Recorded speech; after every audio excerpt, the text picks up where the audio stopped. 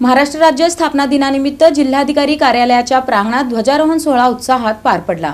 जिल्हाधिकारी एस कार्तिकेयन यांच्या हस्ते सकाळी 7:10 तिरंगा फडकविण्यात आला। महाराष्ट्र राज्य स्थापना दिनानिमित्त जिल्हाधिकारी कार्यालयाच्या प्रांगणात उत्साहात ध्वजारोहण करण्यात आले। जिल्हाधिकारी एस कार्तिकेयन यांच्या हस्ते 1 मे रोजी सकाळी 7:10 राष्ट्रीय ध्वज फडकविण्यात आला। कार्यक्रमाच्या प्रारंभी वंदे मातरम व राष्ट्रगीताचे गायन झाले। त्यानंतर ध्वजवंदन करून सलामी देण्यात आली। तसेच राष्ट्रगीत व राज्यगीत सादर करण्यात आले।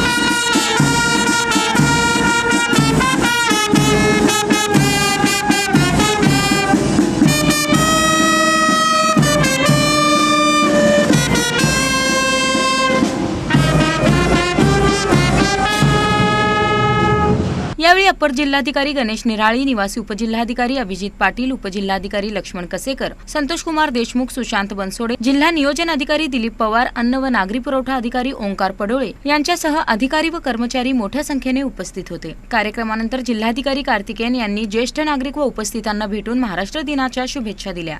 आज 1 मे महाराष्ट्र दिवस आणि आंतरराष्ट्रीय कामगार दिवस म्हणून साजरा करतो। जिल्हा प्रशासनाच्या वतीने सर्व सोलापूरकरांना प्रगती, समृद्धी आणि एकतेच्या शुभेच्छा।